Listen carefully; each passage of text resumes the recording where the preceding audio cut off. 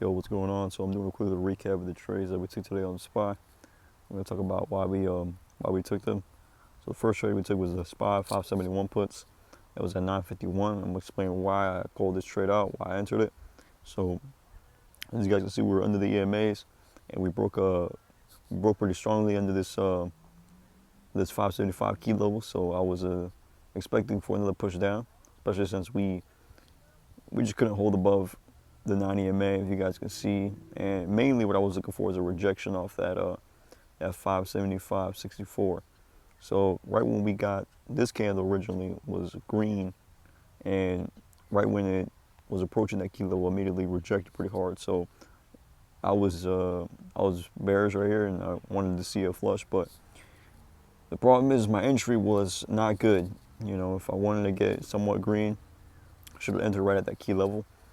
But I entered right at the pre-market low, but I should have waited for that pre-market low to break. I should have waited for a close after it for more confirmation to continue to the downside. But I learned my lesson. I got reversed, and the pre-market was pretty strong support.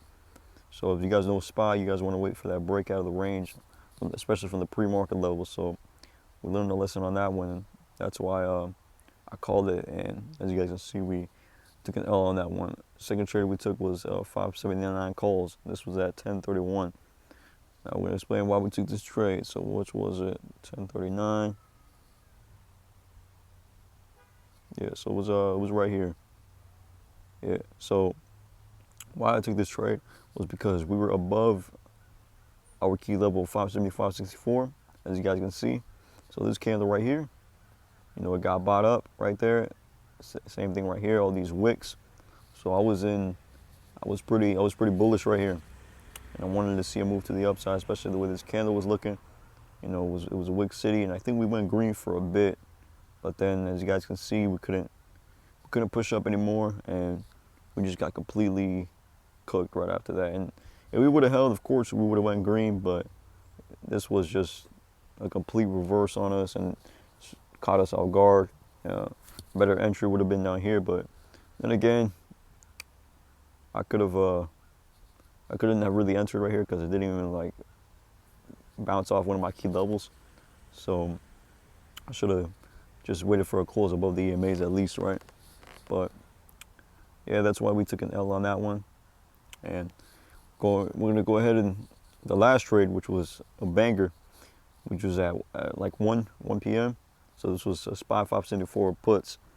Now this would have been a way bigger play, but all right, we were just, I'm not gonna lie, I thought this was gonna be another ripper. I thought we were gonna rip to the upside, probably, you know, break all-time high and just keep mooning like yesterday. But as you guys can see, this is why it's important to look at these pre-market levels. You guys look at the pre-market high, would have been a perfect entry for puts. And looking at the candle, I had a feeling it was gonna drop, but I wasn't too confident in entering because of the 2 L's I took, and I didn't really want to call another one out. But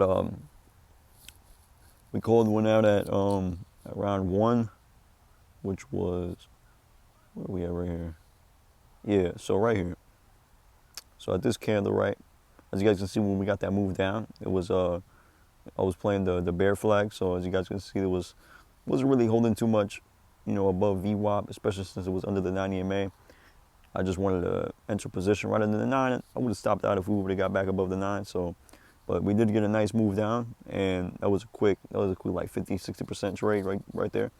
And I was waiting for this to flush, and I got reversed on this one as well. As you guys can see, the action today wasn't really too clear. If you were in heavy, you would probably been, you know, stopped out, right? Trades would have ended up going green if you would have held, but you know, not a lot of people would be too confident holding in these pops and, you know, these flushes like that. So what I did was I sold the majority right there at that bottom. So like right here, I was still holding like around 575, but once we closed above here, like a 575, 70 around there. So once it started to go green, I was just like, you know, I'm gonna get out. I just left runners as long as we stayed on the VWAP. And I was gonna sell right around here, like as you guys can see, I was consolidating right there. I was gonna sell, but I had a feeling, you know, that this was gonna flush again, right? And as you guys can see, one of the things I like doing, I like playing the fibs sometimes. So what I did was this. So sometimes what you can do is you can look at the fibs. So you can look at the pivots right there, as you guys can see, and you guys see the 61.61 fib right there. You guys can see. So when you look at the fibs are pretty helpful, especially, you know, if you're looking for like a trend or something. And so it was rejecting that 61 fib. It couldn't break above, or it couldn't even, you know, really.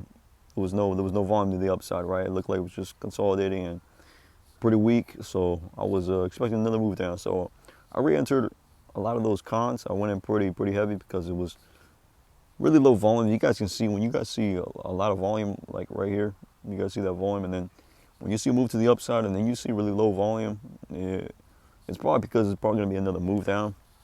Well, that means it could have ripped up, but right, you know, the trend was going down, so I just play puts, and if the move was going up and we got a pullback, then, you know, I would go long, right? But yeah, I entered. I think it was like a couple more cons right at that. I think it was at, what time was it? Oh, I called it on Twitter. You can look right there on Twitter. What was it at? So I was at, no, the average. Okay. Oh, 145. Yeah, so 145. You guys can see right there. So right at that candle. So we entered right up here at the top, and we caught that whole move down. So that was a snipe right there, guys. That was a real snipe. So that went over, like, if you guys can see, like that was a banger. That went over 230%. So that was definitely something that saved our account. It was kind of hard to get my order filled, so I don't know if I made that 233. It was probably maybe like 200 or something like that. But the point is, we banged it, and it was a snipe. And yeah, guys, so that was pretty much it, what we did today. And hopefully tomorrow we can come up with some more bangers. And let's get it.